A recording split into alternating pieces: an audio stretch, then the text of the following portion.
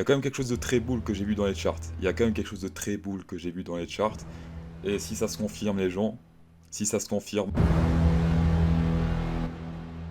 aujourd'hui dans le Bitcoin, c'est fini, c'est terminé. Le crash ne fait que commencer. Est-ce que vous avez versé votre larme? Est-ce que vous avez versé votre larme pour le Bitcoin?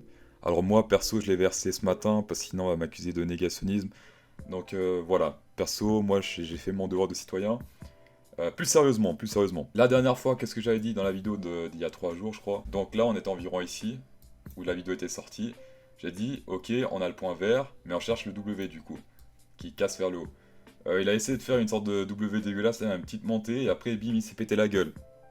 Donc, on ne rentre pas tant qu'il n'y a pas de W ou de double point vert. Par double point vert, j'entends, par exemple ici, on a un point vert ici, d'accord? Là, ça compte pas parce que ça descend, donc là, hop, ça monte.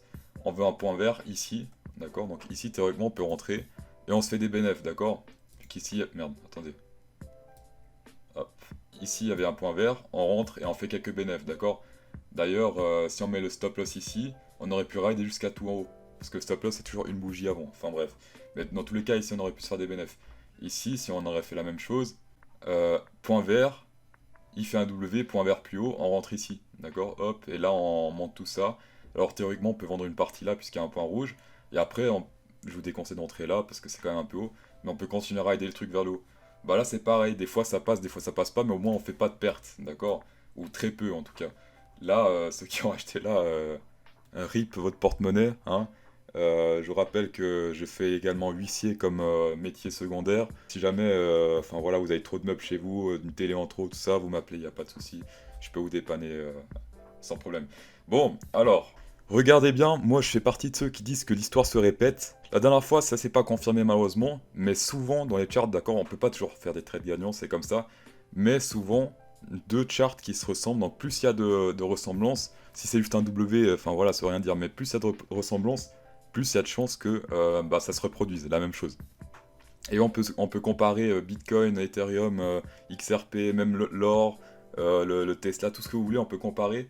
Le trading, c'est le trading, c'est les mêmes stratégies, donc si les mêmes formes apparaissent, les mêmes choses se produisent en général. Ici, qu'est-ce qu'on a? On a en daily donc le Bitcoin actuellement. Et ici, qu'est-ce qu'on a? On a en décembre, on a l'Ethereum. Alors j'ai une bonne vision spatiale, hein, je le répète, dans le sens où je me souviens des formes et tout. J'ai un cerveau qui est un peu bizarre. Peut-être que je suis un peu autiste, hein, il faut que j'aille consulter. Peut-être que je parle un peu. J'ai vu cette forme en fait dans le Bitcoin, je me suis dit, oh putain, regardez, en décembre, l'Ethereum a fait quasiment la même chose. Donc c'était en décembre 2020, novembre, décembre, il a fait tout ce bordel là. Et regardez ça, regardez ça. La dernière fois, on avait comparé avec du 2 heures. Là, on compare du 12 heures Bitcoin avec... Non, attendez. C'est du daily Bitcoin avec du 12 heures Ethereum. Théoriquement, on peut se faire en daily, mais je trouve qu'en 12 heures, ça ressemble un peu plus. Mais on est beaucoup plus proche de la time frame daily, d'accord? Qu'est-ce qu'il a fait? Sommet plus haut, là encore sommet plus haut, blablabla, sommet plus haut. Une grosse correction, il monte, voilà. Une sorte de M qui descend, hop, une sorte de M qui descend, hop, un truc qui fait comme ça, hop, qui monte, un truc qui fait comme ça, hop, il monte, il chute, grosse chute, jusqu'au bas en fait du bottom précédent, grosse chute jusqu'au bas du bottom précédent, regardez ça. Le hasard, vous me direz. Enfin bref. Et après, qu'est-ce qui s'est passé pour l'Ethereum? Regardez bien. On est passé, donc ici on était à 594. Et vous savez à quel prix le Ethereum est aujourd'hui? Enfin bref, regardez, hop, hop, hop, hop, hop. Voilà. On a pu toucher ce truc-là hein, depuis. Donc, je vous dis pas qu'il refera la même chose hein, au niveau forme. Mais regardez le push qu'il a pris. Je pense qu'il y aura quand même pas mal de pourcentage à se faire, de bénéfices à se faire. D'accord? Parce que là, on est quand même sur quelque chose d'assez intéressant. Ici, j'ai mis en 4 heures le Bitcoin et l'Ethereum. Il y a une petite différence quand même. Par exemple, là, on a un W ascendant, donc une divergence.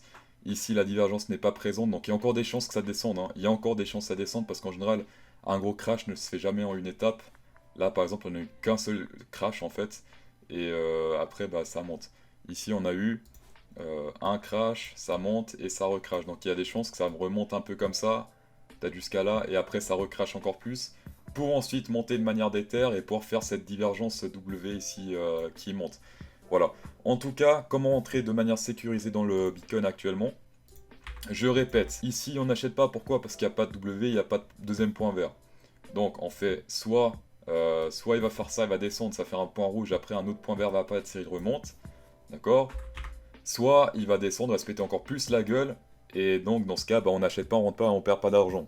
Voilà. Voilà les gens, ne perdez pas d'argent, d'accord? Suivez les conseils de sécurité. Si vous faites ça, vous faites peut-être un peu moins d'argent que si vous prenez des risques, mais au moins vous faites moins de pertes que ceux qui prennent des risques, d'accord? Les gens qui achètent ici, par exemple, regardez, là c'était ultra bas, bah le gars qui a acheté là, il a fait un peu de bénéf, et après hop, ça se crachait toujours plus bas. En général, comme j'ai dit, les chutes c'est toujours en deux fois. Peut-être là, ça sera une exception, on verra bien. Mais en tout cas, en général, il y a toujours deux chutes. Donc je pense plutôt que là, il va descendre que monter directement.